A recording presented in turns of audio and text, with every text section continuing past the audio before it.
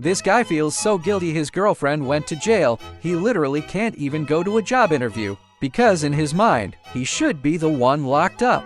Meanwhile, his therapist is like, dude, get a job. And somehow, he sends him to interview with his own girlfriend. Yes, that's already a terrible idea. Now Nolan walks into this interview with Arsum that basically says, I worked in 1998, also 1998, and then more 1998. That's it. That's his entire career. But here's the twist, the therapist secretly bribes his girlfriend to hire Nolan anyway. How? By offering her his credit card to go wild at a lingerie store. So Nolan gets the job and immediately starts messing things up.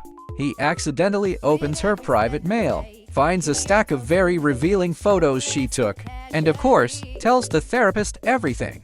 So now the therapist spirals, because those photos weren't meant for him.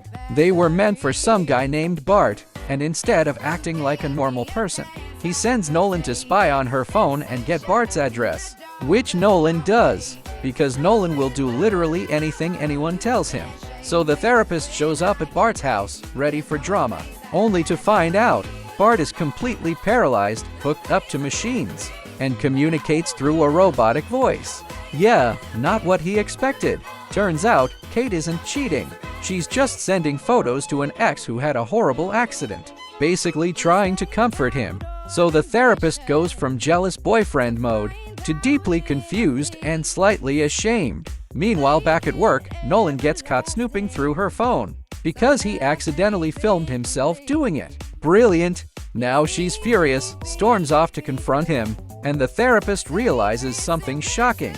This cold, intimidating woman is actually kind of soft. She just hides it, and the moment he points it out, she completely loses her tough persona, which somehow makes him like her even more. So yeah, in one episode, a guy fails a job interview he didn't want, gets hired through blackmail, accidentally exposes his boss's private life, helps his therapist stalk someone, and still loses his job by the end of the day, all while thinking he's doing a good job.